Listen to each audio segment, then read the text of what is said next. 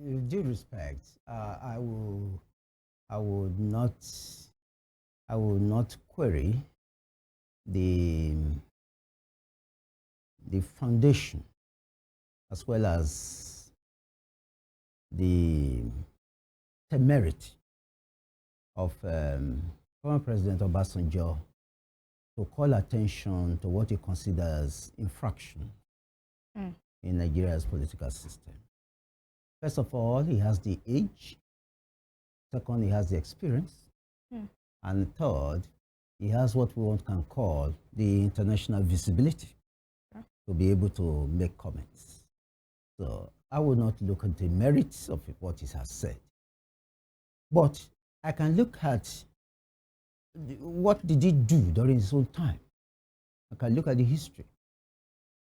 President Tinubu is using exactly, or if you like, about the same law as President Obasanjo used.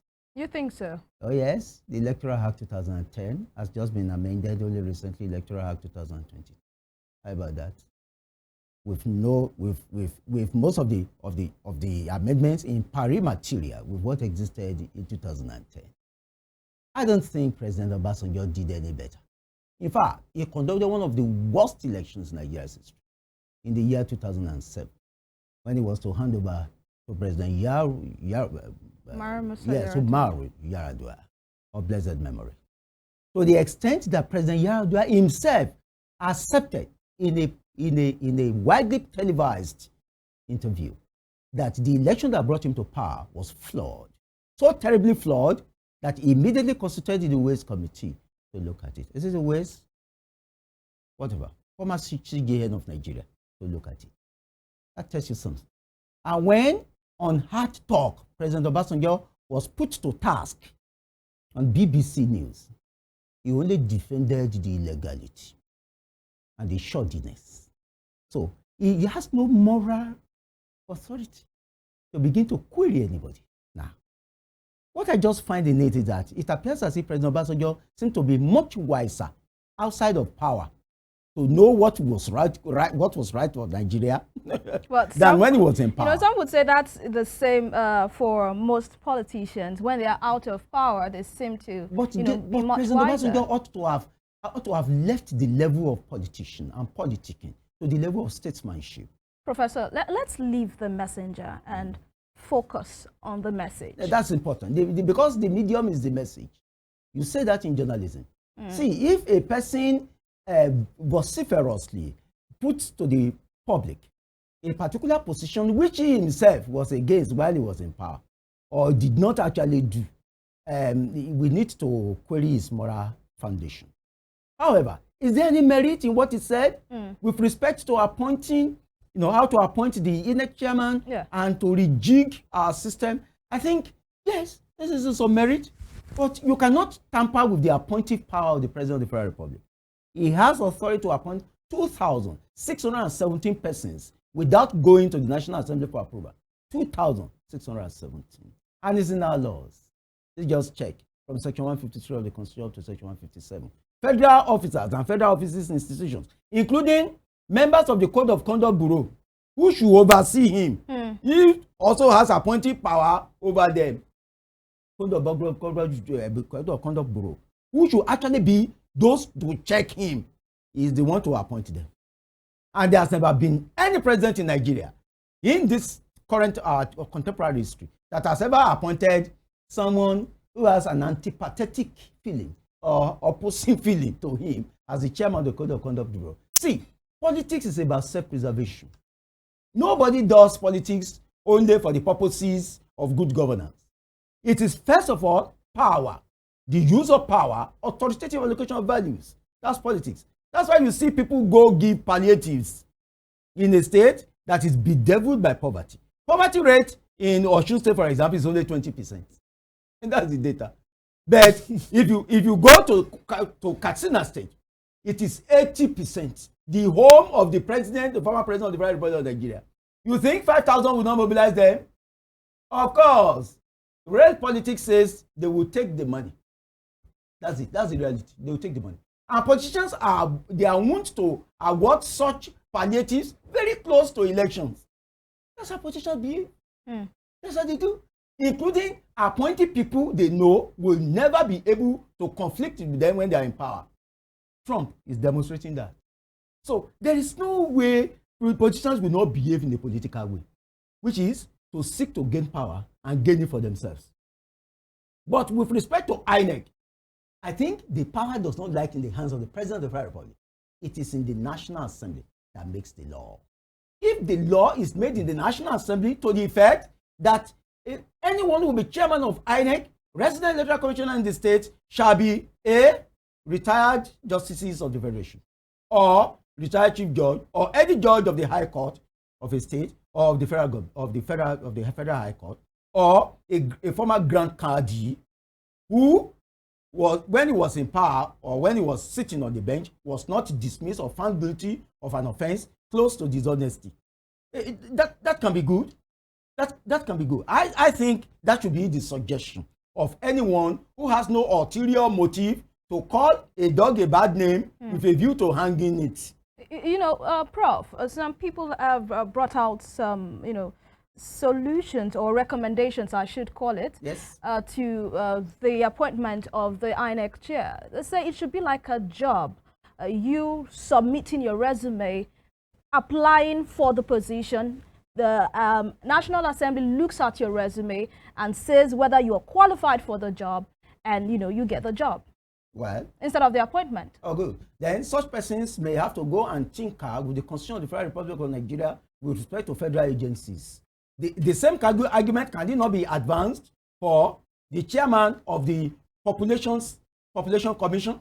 And the same thing will appear to the Federal Civil Service Commission. The same will apply to the National Judicial Council. Let me give you one good example about the Nigerian Judicial Council. There are 21 members in that Judicial Council. It's the highest body that can discipline any judge in Nigeria. The highest. Now, look at the composition. The Chief Justice of Nigeria is the chair. And he appoints 18 members out of the 21. So 18 plus 1 is 19. Yeah. Tell me, what can ever be the decision of such a body in which you are the appointer of 18 and you the 19th person out of a 21-member body that will not be to your own advantage? So when Onoye, Justice Onoye, highly respected judge of the Federation, was disciplined by the Code of Conduct Tribunal and his recommendation sent to the President of the Federal Republic, and the President removed him almost immediately. If the matter had gone to the National Judicial Council, you think it would have been guiltless? In a place where he appointed 18 people and he, the 19th, I mean, the only persons that the CGM would not appoint is the representative of the Nigerian Bar Association and one other person representing, the CSO. So it was his council, but it is constitutional. Even when they were biased, it's still constitutional. Does that not? The problem about us is that we thought that law should only be, we should only have objectivity flowing from the morality of our case. We have forgotten that law and morality aren't the same, and law is superior to morality when the two clash. If they clash, it is the law that supersedes. And in this instance, in Nigeria, the appointment of the chair of INEC is essentially a political matter within the terms of the president. So, did President Obasanjo not appoint the electoral chairman that presided over his election in 2003? Did he not? After Akpata served, and another person, I think Gobadia, even Gobadia was instigated to almost completely destroy Alliance for Democracy by refusing to do the needful when there were crises between their leaders. Gobadia. So, and I think Senator Mojisola Akinfenwa labored on this throughout his lifetime. The registration certificate of AD is still in his house in Erinjesha. Up to today. How about that? So I think that's what part of, with due respect to my father here, Mogaji. There's no way Afenifere can forgive Tinubu because they blame the destruction or the diminution of the influence of Afenifere. I mean, of Afenifere and AD, a vehicle of Afenifere on Tinubu. They blame it on him. They thought that he was not supportive enough. And when they set up a committee to look around the Southwest to audit the governor to see whether they were governing in Paris pursue with IAD's position. Tinubu refused, failed, neglected to accept their advice or even their supervision whatsoever. While others will accept. Tinubu said, no, to your tents. Of course, they won't forgive him for that. They won't forgive him for Daniel. that. All right. Now, Mogaji Adejumo, I know you may want to react to that, but permit me to quickly ask you that despite the hardship that the nation is going through, the APC won in Edo, won in Ondo State. They did? Yes, they did. Yeah. How? It was announced by So it's INEC. not by INEC. Can we begin to look ourselves in the face and try to wash our faces, our eyes with the tears of the truth? Maybe we can see clearly. Okay, yes, I'm Were going those, there, Mogaji. were those elections? Mogaji, hold on, I'm Were going those there. elections? I want to say that. You see, let me just say this, please. Okay. Let me just say this, please. Awolowo wrote 14 books.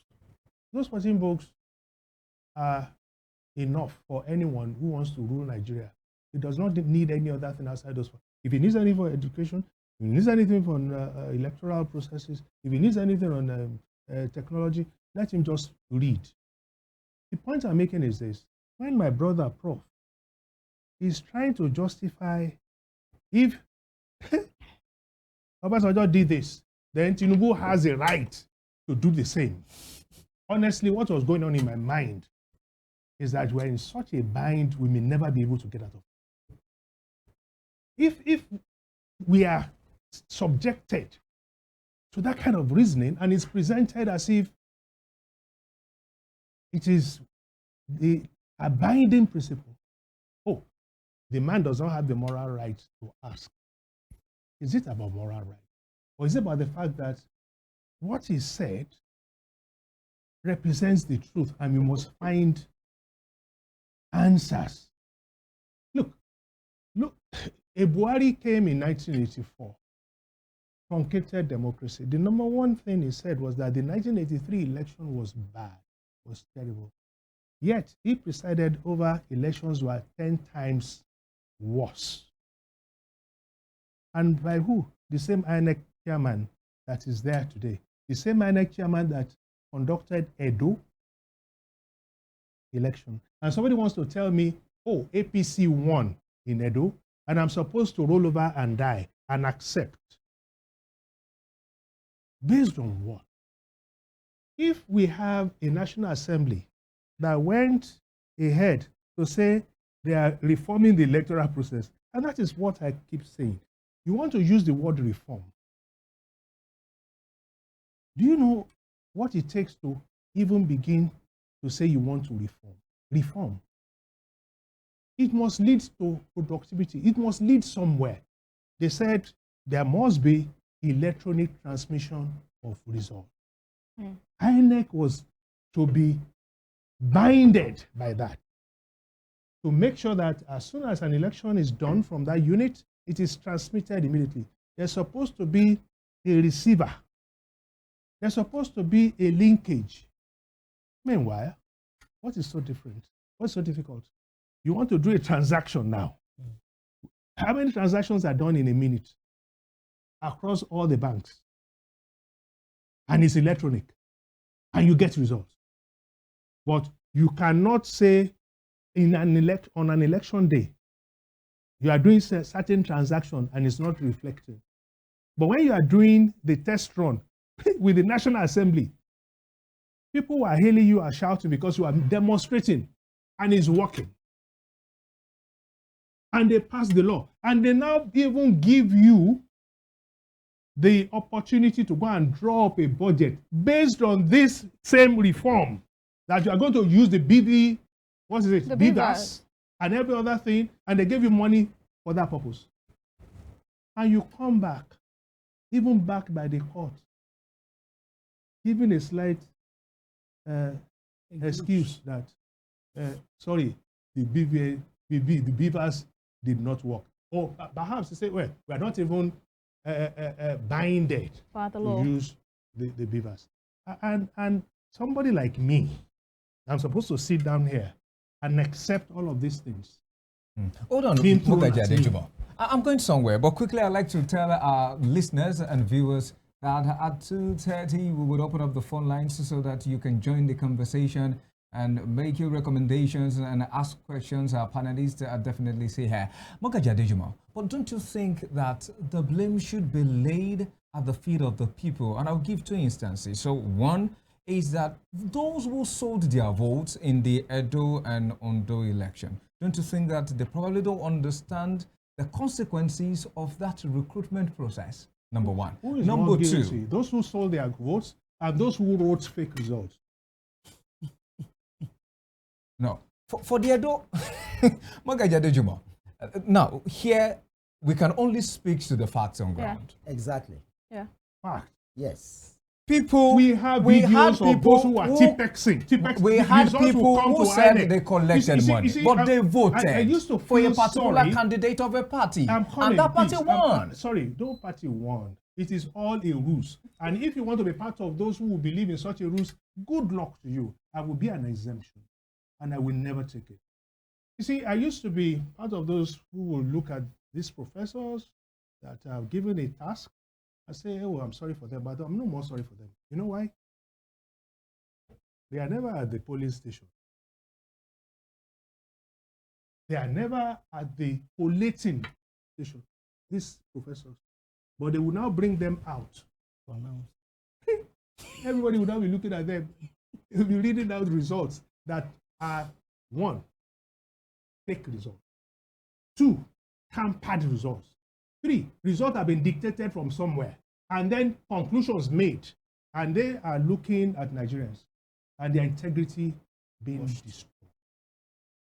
And they will continue to go back there. How much are they even being given? That you will lose your dignity. The man who T-Pexed it, perhaps does not even have the first degree, but you are supposed to be a professor. And you are condescending to it.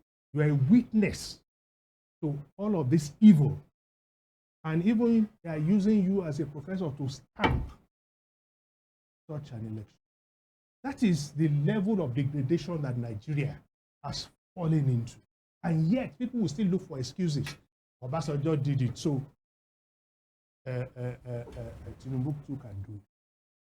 So Obasanjo, free for all. Free for all. Then who is for God? So even if Obasanjo did it, and Obasanjo or Yar'Adua even said, oh, we made a mistake, then of course, all you have to do is to tell yourself, how do we stop making mistakes? I gave you an example of what I saw in the UK. They didn't even go after anyone. They went after technology. I gave you an idea of what Ogunyemi did. I gave you an example of what Akinwumi Adesina did. So a Tinubu cannot do what Ogunyemi did. He cannot do what Adesina did. And his people must now say, Obasanjo did it. So we too can do it. So I will not feel that the people, if we can, for instance, insist that our lawmakers make laws, for instance, for the Electoral Act of 2007, to ensure that all the electoral reforms that we want are imputed. There is an Oduifa. I will have to come to that at some point. Oduifa Kokon. Kokon is something that is difficult to handle. But then there's something in Yoruba land we call Owe. I have a farm. I can't do it alone. So I call my friends, maybe about 20, and then we go to my farm to till the land and plant. When it's your turn, we do exactly the same. But when Kokon wanted to do his own way, he called the lion, he called the goat, he called the cheetah, he called the gazelle, he called opposites. But whoever is the one who is organizing the way, he knows the rules. At exactly 12, they will start around 6 in the morning before the sun rises. At 12 noon, there is already palm wine and some food. So when it was 12 noon, the great lion was like, Kokon, oh yeah, where is the palm wine? Where is the food? Kokon said, look very well. There is enough for everybody. But perhaps you have not worked hard enough. The lion said, maybe. I still have a portion there that let me quickly go. Maybe Kokon is coming. But when the hunger got to a level, the lion ate the goat. Then they started eating themselves. These people are kakan. They are setting us against each other. They have promised us everything during electioneering. Ama Agbewale, Ama do this, Ama. Nothing has happened. But here we are, even opposing ourselves, based on the fact that these slave drivers who have failed us have even caused division in such a way that we are almost going to start eating ourselves. Isn't there something mentally wrong somewhere with the Nigerians? Where are we ever going to situate the truth? Where are we going to be able to sit down and say enough of all of this? Except we will now find pockets of those who are going to start defending the very people who are killing us. Do you know how many Nigerians are dying daily?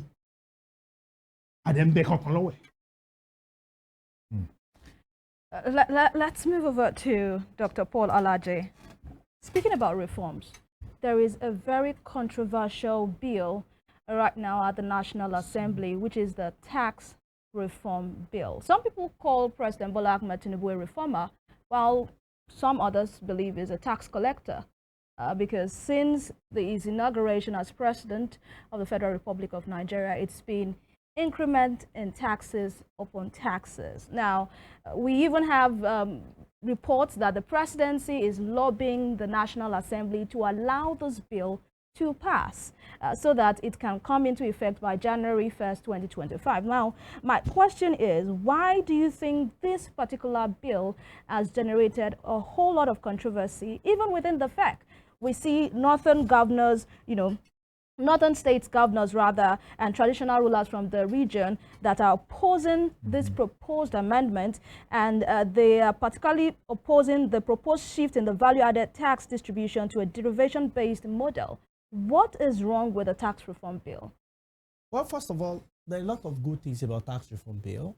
A lot of good things. First of all, we have FRS. It's proposed to change it to Nigeria Revenue Service instead of Federal Inland Revenue Service, so that as the nomenclature changes, we know that FRS is not just working for federal government.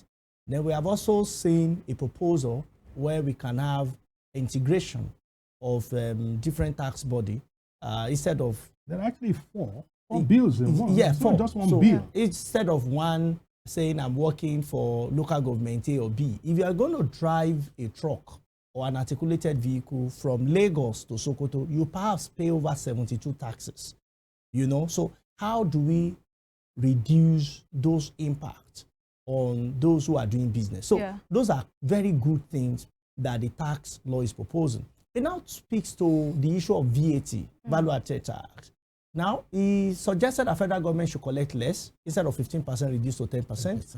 It also, in two places from 55 to 50, and then in the second one from 15 to 10. Yes. So then it now further mention that where consumption is made is where VAT should be remitted.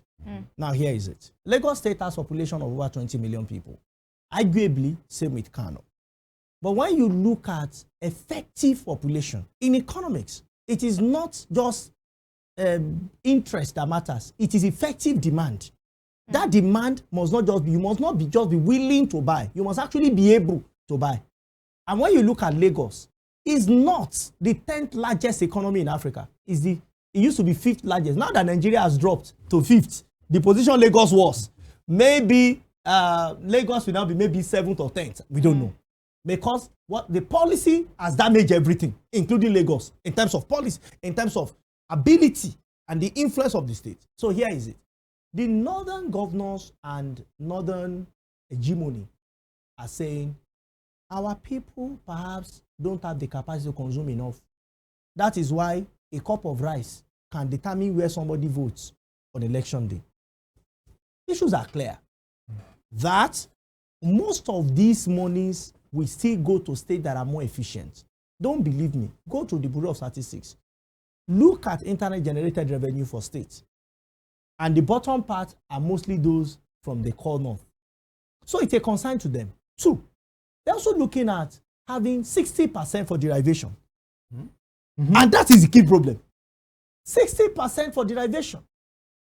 Where that is, so how do you share 60% for derivation when they are not sure that that will be to them? Do I think that is bad? I don't think so. I don't think so. My challenge here is that when you make adjustment to tax law during economic hardship, it is wrong. The timing is wrong. The timing is wrong. If you check the history of Russia, and I've mentioned it twice today. Sorry, my brother. Before you go there, then the incremental VAT, Yes. that is 7.5, by 2015 goes to 10. Yes. Sorry, By 2025 goes to 10. 2026 goes to 12.5. Then by the time you get to year 2030, it's done a full circle, and is it 30% now?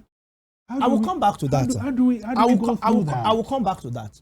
So when you look at this, if you look at the issue of Russia, 3 policies that you must not combine. If you say you want your economy to grow, if you are increasing taxes, your economy will actually shrink. It will not grow. It's not up to 5 years that we signed the first tax bill under President Buhari. 5 or 6 years. We have seen twice under his administration. Now we are seeing 4 bills go to the National Assembly. Yeah. There are some I support, there are some I don't. So I've told you things that I support in the bill, things that are good in the bill. Let me now tell you what I don't particularly support. Any form of tax increase. 10% VAT means people will pay more for consumption. Now, what are we really paying for? Are we paying for production to grow in Nigeria?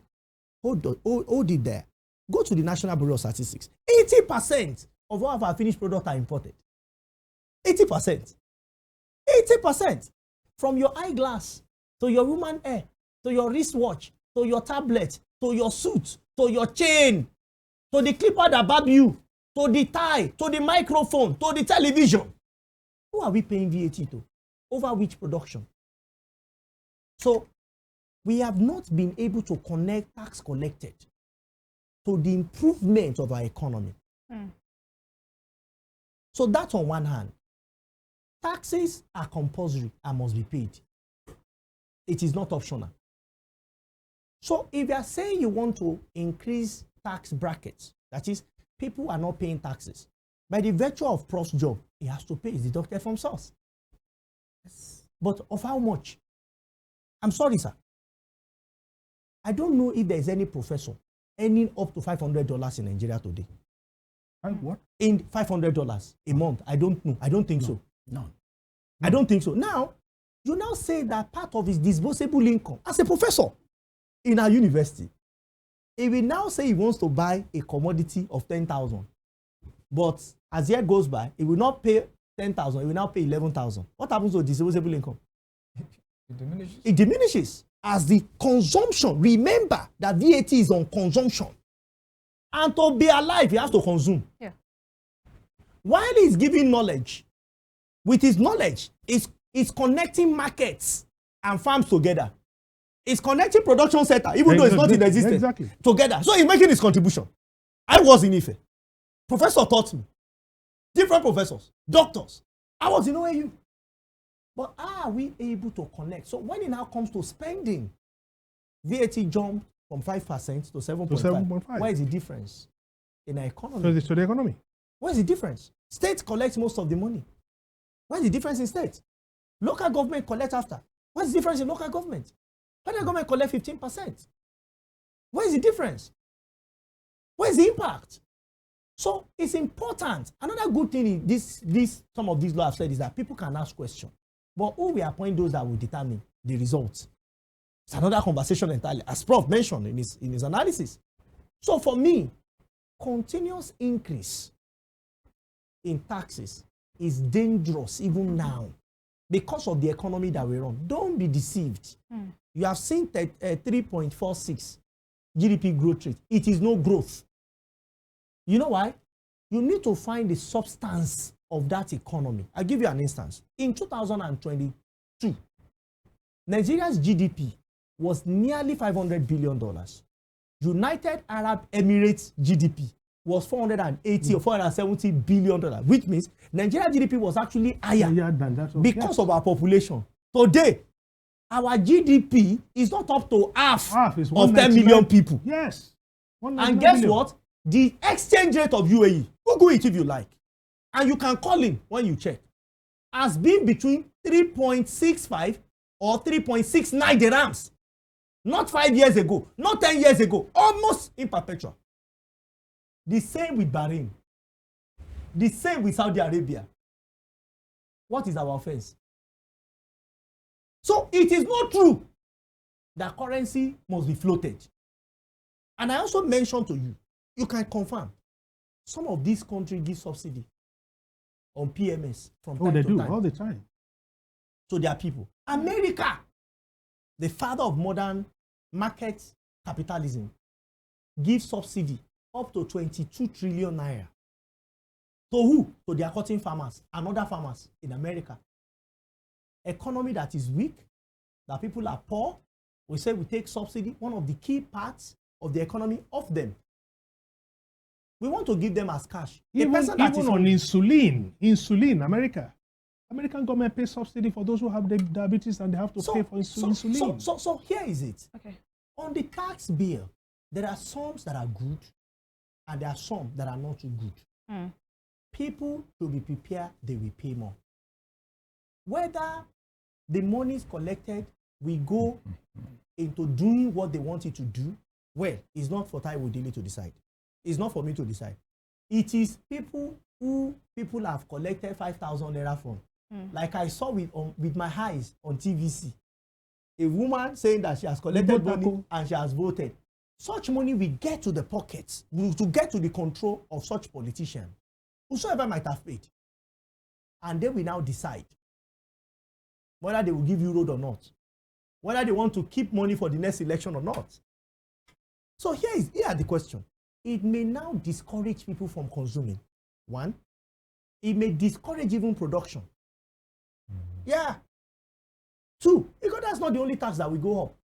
There are all forms of taxes that will go up. One good thing about that tax is that withholding tax has also been reviewed. Because you take a portion of my money, hoping that when I come for my tax clearance, I will read. So now the money can be released, which is good. But when it comes to increasing any form of taxes during economic crisis, because we are in one, is never recommended by economists. And I will be the last person to recommend it. Okay, Professor Ogunyemi, I know you want to react to that, but permit me to add this to it. Right. You take your reaction and add it to hear that. The crux of this colloquium has been the economic reforms of President Bola Tinubu. And Prof, Nigerians are going through a lot at the moment. MBS says that 65.8% of households can't afford a healthy meal. When will this pain subside? It is not my turn to answer that question. It is for the handlers of the economy. But I must quickly just add, just like Dr. Alaje has said, that yes, there are some painful parts of these bills, not less than 3 of them. But take note that those who earn 70,000 naira or less will pay nothing. And who are those people in this bracket? More than 100 million Nigerians. I think we should get it in perspective. So it is those that are already rich that will pay more. That's it. Yes, consumption can limit the productivity with respect to production responding to large stocks not being disposed by the reason of purchases. But the truth of the matter is that this tax is not essentially about increasing. It is about spreading the base so that the previously uncaptured part of Nigeria's tax market is brought within the net. That's important to take note. It's also important to take note that the essential problems that have been raised with respect to these bills on taxation is not essentially on the economics of it. It's just politics, the politics of it. I mean, what is wrong in compensating more an area that has provided the atmospherics, the business environment that encourages consumption, more than the area that discourages it? What's wrong with that? That's equity. That's equitable. If you discourage, for example, the production or the consumption of pork, pig meat, from your own part of the country, How dare you begin to ask me that they should not transfer to me, me that has encouraged the production and the consumption of pork more than you, or breweries, beer, and spirits. How about that? You get your Hisba to prevent it in the northern part. 19 of them, more than half of Nigeria, the north accounts for almost 70% of Nigeria's land area, and clearly more than 50% of Nigeria's population. In that area, you discourage breweries, you discourage distilleries, you discourage the production of these products, and then when it is the time to share, you say, where is my own? Who does that? And a tax bill is to adjust the business environment such that those who encourage such businesses get more transfer, and then you protest. It's just politics. The political, I told you, there's no way we can fix the Nigerian economy without first of all fixing Nigeria's political economy. We must fix, because politics is economics by some other sense. Okay.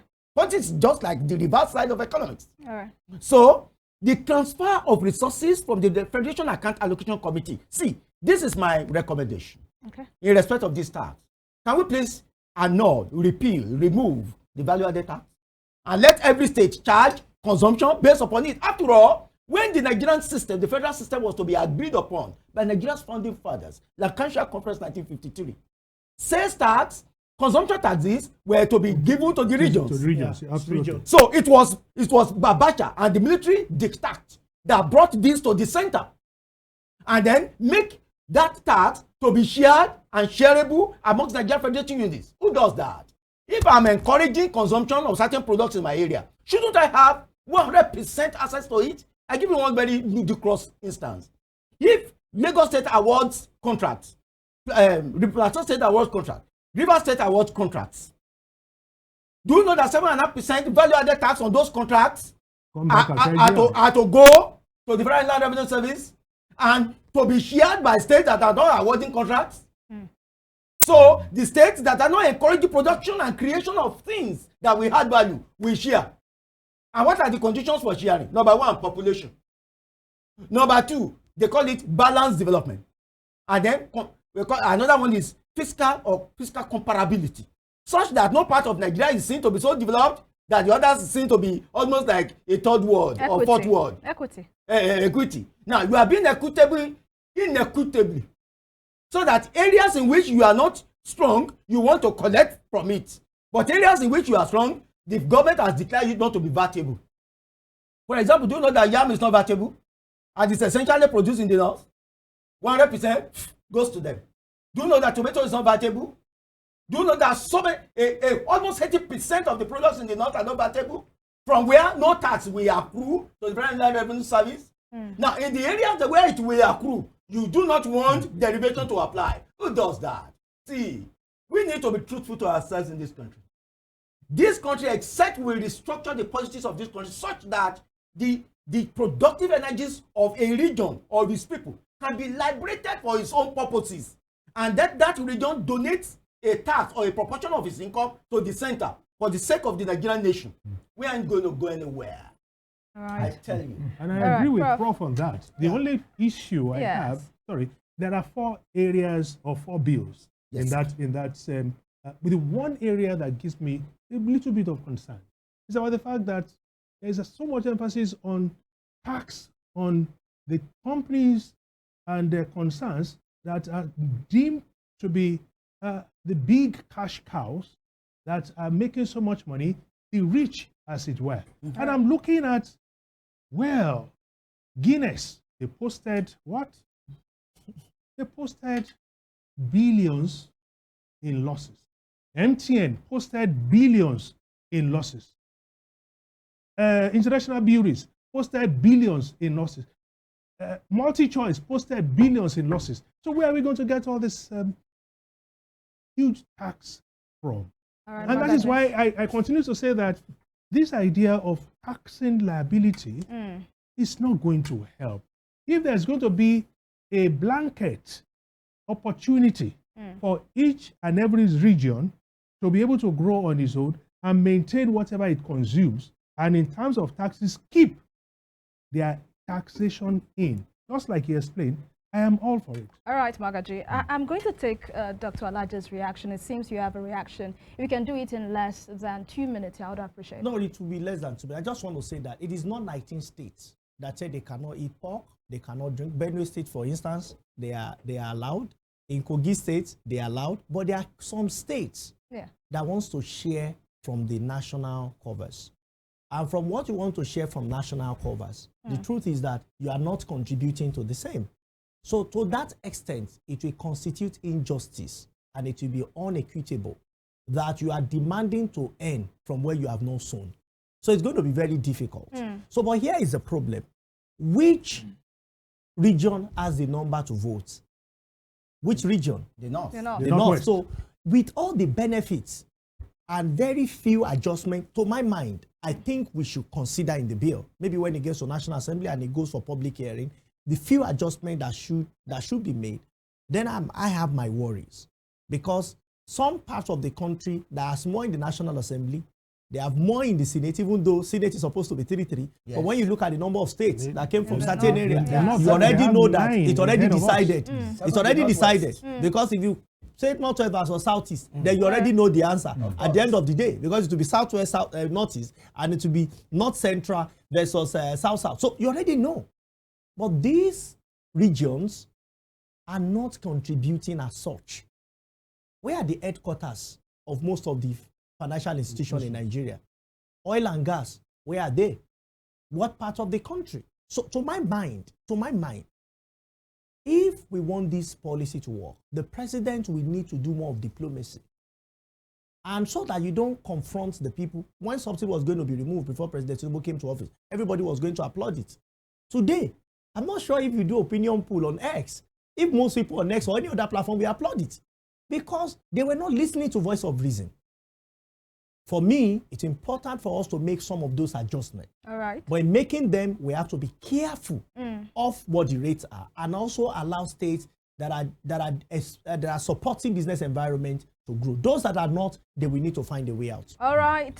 We have to go for this break, but our esteemed audience, you should know that you can make your contributions or ask questions on the show. The numbers to call 0806-867-6165, or you can dial 0805-817-4262. Would like to hear from you, but that will be right after this break. Do not go anywhere. We'll be right back.